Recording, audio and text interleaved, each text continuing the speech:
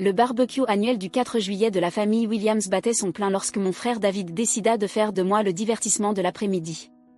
Le jardin de la maison de banlieue de mes parents était rempli de 30 parents, tous rassemblés autour de tables de pique-nique couvertes de salades de pommes de terre et de maïs grillé, tandis que des bières glacées perlaient sous la chaleur estivale. Sarah a été drôlement silencieuse aujourd'hui, annonça David à la foule, avec ce ton particulier qu'il avait perfectionné depuis l'enfance, celui qui signifiait que j'allais devenir le centre d'une attention dont je ne voulais pas. Elle doit être en train de préparer sa prochaine grande histoire sur à quel point elle est importante. Des rires parcoururent le rassemblement. Mon oncle Frank leva sa bouteille de bière dans la direction de David. Qu'est-ce qu'elle prétend être cette fois? Juge à la Cour suprême? Oh, c'est encore mieux, répondit David, de plus en plus enthousiaste face à son public. Elle travaille pour une boîte de conseil politique à Washington, et elle fait croire qu'elle conseille personnellement le président. Je gardais les yeux fixés sur mon assiette de barbecue, essayant d'éviter de participer à ce qui était devenu une tradition familiale, se moquer du mystérieux emploi gouvernemental de Sarah. Tu te souviens de Noël dernier, intervint ma cousine Jennifer. Elle a dit qu'elle ne pouvait pas parler de son travail à cause d'autorisations de sécurité, comme si elle manipulait des secrets d'État ou quelque chose du genre. Arrête de faire semblant d'être importante, dit David, sa voix montant pour l'effet dramatique. Tu n'es personne de spécial. On sait tous que tu passes probablement tes journées à classer des papiers dans un sous-sol, mais tu veux nous faire croire que tu diriges le pays. Tout le jardin éclata de rire. Même maman et papa souriaient, bien qu'ils paraissaient légèrement gênés par les moqueries publiques de David. Sarah a toujours été dramatique, ajouta tante Linda. Vous vous souvenez quand elle avait 12 ans et insistait pour dire qu'elle allait devenir présidente un jour? Au moins, c'était une fantaisie appropriée à son âge, dit David. Maintenant, elle a 34 ans et elle joue encore à faire semblant avec sa carrière. Je pris une gorgée de mon thé glacé et consultai mon téléphone. 2 appels manqués du chef de cabinet de la gouverneure Patricia Morrison. Je devrais rappeler plus tard. Vous voyez, dit David en pointant mon téléphone. Probablement en train de vérifier son horoscope, mais elle veut qu'on croie que c'est une affaire urgente du gouvernement. Plus de rire. Et David, dit maman doucement. Laisse peut-être Sarah tranquille. Elle travaille dur. Je n'en doute pas, répondit David. Mais travailler dur dans un poste gouvernemental normal ne fait pas de toi une figure politique influente. Sarah agit comme si elle façonnait personnellement la politique nationale. Mon téléphone vibra avec un nouveau message. Je le lus, urgent. La gouverneure arrive à 16h pour un briefing de sécurité concernant le vote sur la loi sur les infrastructures. Veuillez confirmer le lieu. Je regardai l'heure, 15h52. Je répondis rapidement, barbecue de la famille Williams, 1847 Maple Street, Springfield. Nous serons prêts. La voilà repartie, dit Jennifer en me regardant taper. Probablement en train d'envoyer des SMS à ses contacts imaginaires au département d'État. En train de commander à manger, suggéra l'oncle Frank, mais en faisant semblant que c'est officiel. David s'amusait comme jamais. Sarah, pourquoi tu ne dis pas à tout le monde ce que tu fais vraiment? Pas l'histoire mystérieuse de la consultante gouvernementale, mais la description réelle de ton poste. Je levai les yeux de mon téléphone. Je travaille sur la stratégie législative et la mise en œuvre des politiques pour l'administration Morrison. L'administration Morrison, ricana David. Tu veux dire la gouverneure Morrison? Sarah, cette femme a des dizaines de conseillers politiques. Tu ne travailles pas personnellement avec elle. Stratégie législative, ça sonne inventé, ajouta Jennifer. Genre, qu'est-ce que ça veut dire dans la vraie vie? Ça veut dire que j'analyse les propositions de loi, j'évalue leur faisabilité politique et je développe des stratégies de mise en œuvre pour les initiatives prioritaires, répondis-je calmement. David leva les yeux au ciel. Vous voyez, elle parle comme si elle faisait un briefing au Congrès, mais en réalité, elle doit bosser dans un open space à vérifier des papiers. Avec des autorisations de sécurité, ajouta l'oncle Frank sur un ton moqueur. Et n'oubliez pas les autorisations top secrètes. Les rires continuèrent. Je supportais depuis 8 ans des variantes de cette conversation à chaque réunion de famille, depuis que j'avais pris un poste au sein du gouvernement de l'État que je ne pouvais pas vraiment expliquer sans violer mes obligations de confidentialité. Mon téléphone vibra à nouveau. Cette fois, c'était un appel de la gouverneure Morrison elle-même. Sarah, dit maman en remarquant l'appel entrant. Tu devrais peut-être prendre ça à l'intérieur. On essaie de passer un moment en famille. En fait, dis-je en me levant, ça pourrait concerner tout le monde ici. Je répondis à l'appel et le mis sur haut-parleur. Bonjour, gouverneur Morrison. Le jardin devint complètement silencieux, 30 personnes tenant leurs assiettes de barbecue, toutes fixant mon téléphone. Sarah, la voix de la gouverneure Morrison emplit l'air d'été avec une autorité et une chaleur indéniables. J'espère que je n'interromps pas votre fête nationale. Pas du tout, gouverneur. Que puis-je faire pour vous? Nous avons un problème avec le projet de loi sur les infrastructures. La délégation fédérale demande un briefing d'urgence sur la position de l'État avant le vote du Sénat demain. Je sais que c'est un jour férié, mais... Bien sûr, répondis-je. De quoi avez-vous besoin? Un briefing complet sur le calendrier de mise en œuvre, l'allocation budgétaire et la faisabilité politique. L'analyse complète habituelle que vous fournissez avant les votes majeurs. La bouteille de bière de David resta figée à mi-chemin de sa bouche. Je peux préparer les documents de briefing en 1 heure, dis-je. Parfait. Je suis en route vers votre localisation en ce moment. Mon équipe devrait arriver dans environ 3 minutes. Y a-t-il un endroit privé où nous pourrions travailler? Chaque personne présente au barbecue me fixait, avec des expressions allant de la confusion au choc. Le bureau à l'étage conviendra très bien, dis-je. Excellent. Et Sarah, apportez les données de sondage sur les priorités en matière d'infrastructures rurales. Les sénateurs ont spécifiquement demandé votre analyse sur l'impact économique dans les petites villes. J'ai tout ce qu'il faut. Remarquable. À tout de suite. Je terminai l'appel et regardai autour de moi. 30 membres de ma famille étaient assis dans un silence absolu, digérant ce qu'ils venaient d'entendre. La gouverneure vient ici, demanda maman d'une voix faible. Dans environ 3 minutes, selon son équipe. Son équipe, répéta papa. Son service de sécurité. La gouverneure ne se déplace jamais sans protection. David tenait toujours sa bouteille de bière en l'air. Sarah, c'est quoi exactement ton travail? Conseillère principale en stratégie législative. Je suis l'analyste politique en chef de la gouverneure Morrison pour les projets de loi majeurs depuis son entrée en fonction. Analyste politique en chef, répéta Jennifer à voix basse. J'élabore le cadre stratégique des priorités législatives de la gouverneure, j'analyse la faisabilité politique et je coordonne la mise en œuvre avec les agences de l'État. Mon oncle Frank posa sa bière. Tu travailles directement avec la gouverneure?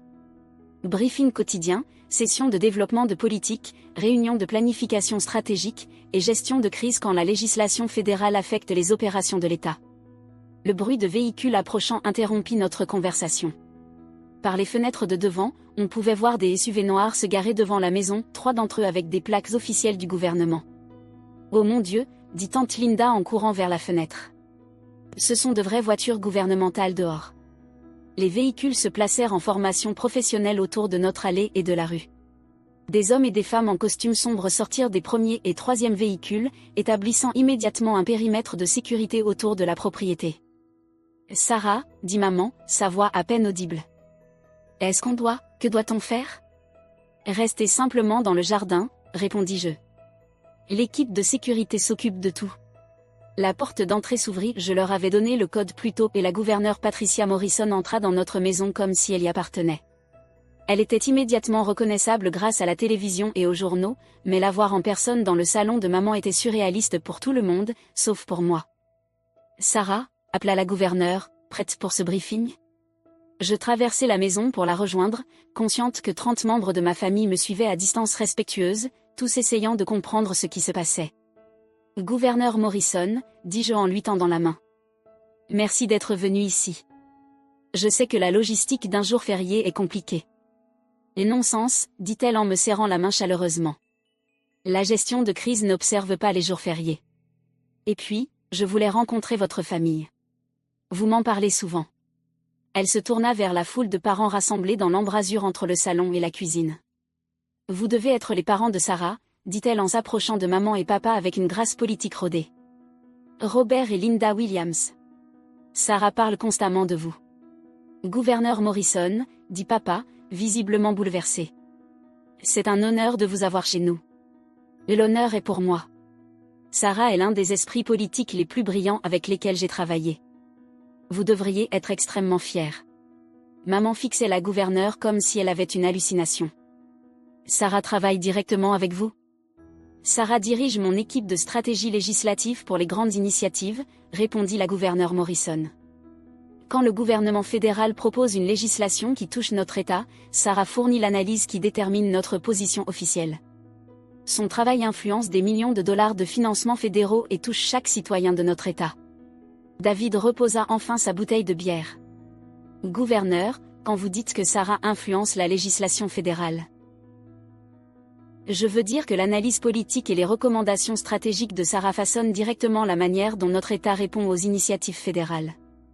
Le projet de loi sur les infrastructures dont nous discutons aujourd'hui, l'analyse de faisabilité et le calendrier de mise en œuvre de Sarah détermineront si notre État reçoit 2,3 milliards de dollars de financements fédéraux pour les infrastructures. 2 milliards, répéta Jennifer. Les recommandations de Sarah ont un poids considérable parce que son analyse est toujours exacte et politiquement avisée, poursuivit la gouverneure. Les sénateurs fédéraux demandent spécifiquement ces briefings parce qu'ils font confiance à son évaluation de l'impact de la législation sur les communautés locales. Mon oncle Frank secouait lentement la tête. On pensait qu'elle était juste, on n'avait pas réalisé qu'elle était l'une des analystes politiques les plus influentes du gouvernement de l'État, sourit la gouverneure Morrison. Sarah est remarquablement humble à propos de son travail. La plupart des gens à son poste s'assureraient que tout le monde sache exactement à quel point leur emploi est important. Pourquoi tu ne nous l'as pas dit, me demanda directement maman. J'ai essayé, répondis-je doucement. Chaque fois que je mentionnais travailler sur une législation majeure ou faire un briefing à des responsables fédéraux, quelqu'un disait que j'exagérais mon importance. Le souvenir de toutes ces années de moquerie familiale flottait dans l'air. Sarah, dit la gouverneure en consultant sa montre, nous devrions passer à ce briefing. Le vote au Sénat est demain matin, et nous avons besoin d'une analyse complète avant que je rencontre la délégation ce soir. Bien sûr. Le bureau à l'étage a tout ce qu'il nous faut. Alors que nous nous dirigions vers l'escalier, la gouverneure Morrison s'arrêta pour s'adresser une dernière fois à ma famille. J'espère que vous réalisez tous la chance que vous avez d'avoir Sarah dans votre famille. En 8 ans de service public, je n'ai jamais travaillé avec quelqu'un qui allie une telle brillance analytique à un jugement politique pratique. Sarah ne se contente pas d'analyser des politiques, elle comprend comment faire fonctionner une législation complexe pour des personnes réelles, dans des communautés réelles. David s'avança. Gouverneur Morrison, puis-je vous poser une question? Bien sûr. À quel point le travail de Sarah est-il important? Vraiment? La gouverneure prit la question au sérieux. Et David, les analyses de ta sœur ont influencé plus de 15 milliards de dollars de décisions de financement fédéral pour notre État. Ces recommandations ont façonné des lois touchant la santé, l'éducation, les infrastructures et le développement économique. Lorsque les sénateurs fédéraux veulent comprendre l'impact de leurs propositions sur les familles ordinaires, ils demandent les briefings de Sarah. Mais elle vit dans un appartement ordinaire, dit Jennifer, encore sous le choc. Elle conduit une voiture normale. Les serviteurs de l'État mènent souvent une vie modeste, expliqua la gouverneure. Le travail de Sarah concerne le service public, pas l'enrichissement personnel. Elle pourrait facilement gagner 3 fois son salaire actuel dans le secteur privé, mais elle choisit d'utiliser ses talents pour le bien public. 3 fois son salaire, demanda papa. Et minimum. Les analystes politiques ayant l'expérience et les résultats de Sarah sont très recherchés par les cabinets de conseil et les entreprises. Mais Sarah croit en l'utilisation de ses compétences pour aider les gens plutôt que pour maximiser son revenu. Je commençais à être vraiment mal à l'aise face à tant d'éloges. Gouverneur Morrison, nous devrions probablement commencer le briefing. Vous avez raison. Mesdames et messieurs, merci de partager votre fête avec les affaires de l'État. Continuez à profiter de votre barbecue. La gouverneure me suivit à l'étage jusqu'au bureau de papa, où j'avais préparé des dossiers et des ordinateurs portables pour ce type de situation d'urgence. Par les fenêtres, nous pouvions voir l'équipe de sécurité maintenir son périmètre autour de la propriété. Sarah, dit la gouverneure en s'installant avec les documents, j'espère que ta famille comprend maintenant pourquoi je compte autant sur toi. Je crois qu'ils sont encore en train d'assimiler. C'est difficile pour les familles de comprendre l'ampleur du travail gouvernemental de haut niveau, surtout quand la personne qui le fait reste modeste quant à ses contributions. Nous avons passé les 2 heures suivantes à examiner les calendriers de mise en œuvre, les allocations budgétaires et les évaluations de faisabilité politique pour le projet de loi fédérale sur les infrastructures. La gouverneure utiliserait mon analyse pour informer la délégation du Congrès de l'État, qui voterait sur l'octroi de 2,3 milliards de dollars de financement fédéral. À 18h30, nous avons conclu le briefing et nous sommes préparés à rejoindre ma famille en bas. Sarah, dit la gouverneure en rangeant les documents, cette analyse est exactement ce dont j'avais besoin. Ton évaluation de l'impact économique rural sera cruciale pour le vote de demain. Les données de sondage montrent un fort soutien bipartite à l'investissement dans les petites communautés, répondis-je. Cela devrait t'aider au Sénat. Exactement. Et ton calendrier de mise en œuvre nous donne des échéances concrètes pour le lancement des projets. C'est précisément pour cela que les responsables fédéraux demandent spécifiquement tes briefings. Lorsque nous sommes revenus dans le jardin, le barbecue avait repris, mais l'atmosphère était complètement différente. Au lieu d'une conversation familiale décontractée, un sentiment de respect mêlé de nervosité flottait alors que 30 personnes essayaient d'agir normalement en présence de la gouverneure de leur État. « Comment s'est passé le briefing ?» demanda maman en nous apportant des assiettes. Sarah a fourni exactement l'analyse dont nous avions besoin, dit la gouverneure. Le vote du Sénat demain déterminera si notre État reçoit un financement historique pour les infrastructures, et le travail de Sarah nous donne la meilleure position possible. David s'approcha timidement. Gouverneur Morrison, puis-je m'excuser pour tout à l'heure ? Je ne comprenais pas vraiment ce que faisait Sarah. Aucune excuse n'est nécessaire, répondit la gouverneure avec grâce.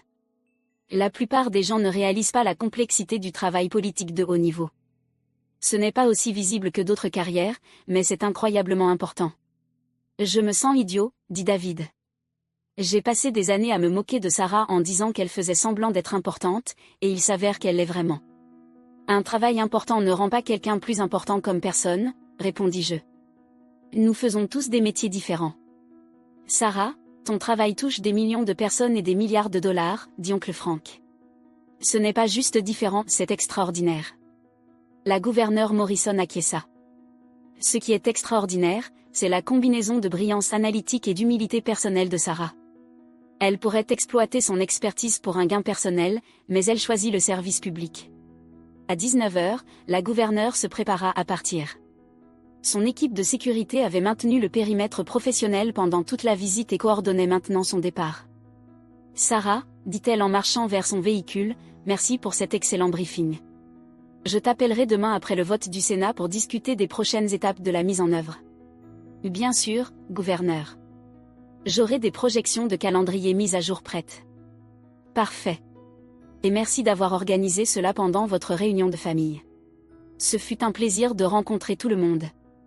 Elle se tourna vers ma famille, rassemblée sur la pelouse pour lui dire au revoir. Famille Williams, dit-elle chaleureusement, sachez que Sarah est l'une des analystes politiques les plus respectées du gouvernement de l'État. Son travail fait une réelle différence dans la vie des gens, chaque jour. Sur ce, la gouverneure fut escortée jusqu'à son véhicule, et le cortège repartit aussi efficacement qu'il était arrivé. En 5 minutes, notre rue de banlieue retrouva son calme habituel, ne laissant derrière elle que le souvenir des voitures gouvernementales et le sentiment persistant que tout avait changé. De retour dans le jardin, ma famille resta dans un silence contemplatif, digérant ce qui venait de se passer. Enfin, papa prit la parole.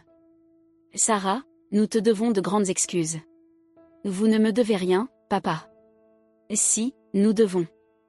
Pendant des années, nous avons minimisé ton travail, nous nous sommes moqués de ta carrière, nous t'avons traité comme si tu étais dans l'illusion de ton importance, alors qu'en réalité tu conseillais la gouverneure et influençais la politique fédérale, ajouta maman, la voix pleine d'émotion. David s'assit à côté de moi. Sarah, je suis désolée. Vraiment, sincèrement désolée. J'ai passé cet après-midi à me moquer de toi parce que tu faisais semblant d'être importante, et puis la gouverneure est venue chez nous pour travailler personnellement avec toi sur une législation fédérale à plusieurs milliards de dollars. Je ne faisais pas semblant, dis-je doucement. Je le sais maintenant.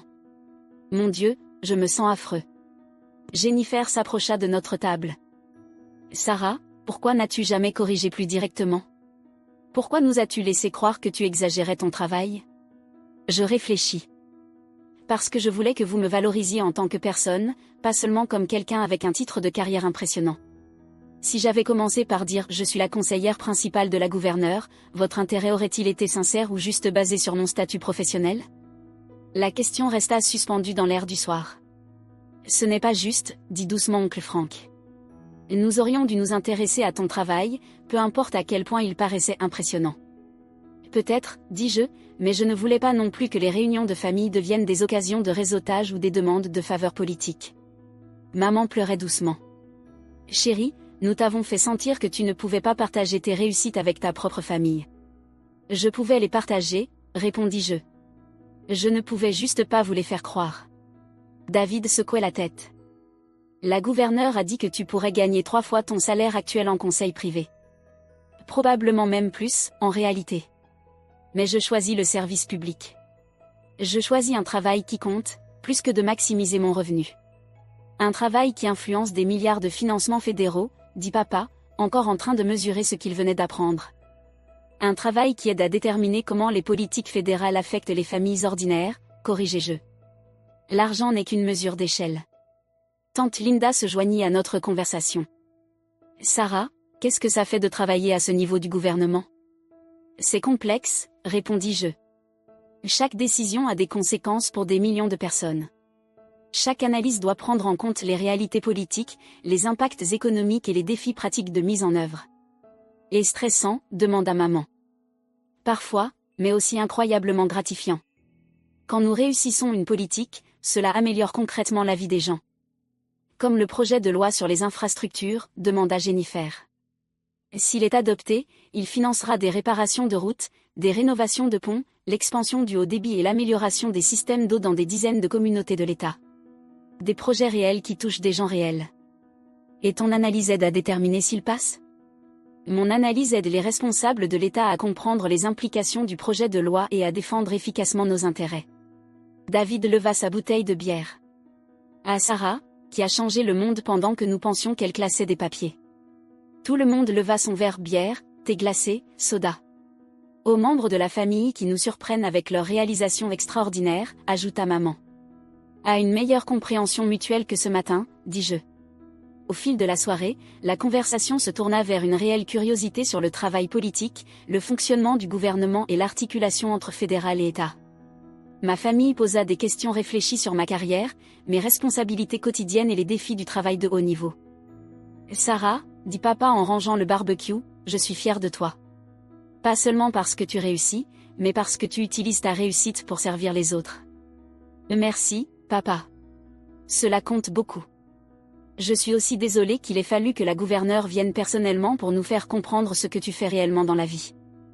Parfois, il faut voir pour croire, répondis-je. À partir de maintenant, dit David, nous ferons un effort pour mieux écouter et comprendre au lieu de supposer et de rejeter. J'apprécierais. Et Sarah, dit maman en me serrant dans ses bras alors que nous rangions les chaises, la prochaine fois que tu mentionnes travailler sur une loi importante, nous te croirons même si cela paraît trop impressionnant pour être vrai. Surtout dans ce cas-là, répondis-je. 3 mois plus tard, le projet de loi sur les infrastructures fut adopté de justesse au Sénat, garantissant 2,3 milliards de dollars de financement fédéral pour notre État. La gouverneure Morrison attribua mon analyse politique comme ayant été déterminante dans la coalition qui permit ce vote. Lors de notre prochaine réunion de famille, le week-end de la fête du travail, David me présenta à ses amis comme « ma sœur Sarah, conseillère principale de la gouverneure ». Ça sonne inventé, plaisanta l'un de ses amis. « Croyez-moi, dit David en me souriant, ça ne l'est pas. » Et pour la première fois en 8 ans, ma famille comprit exactement ce que cela signifiait.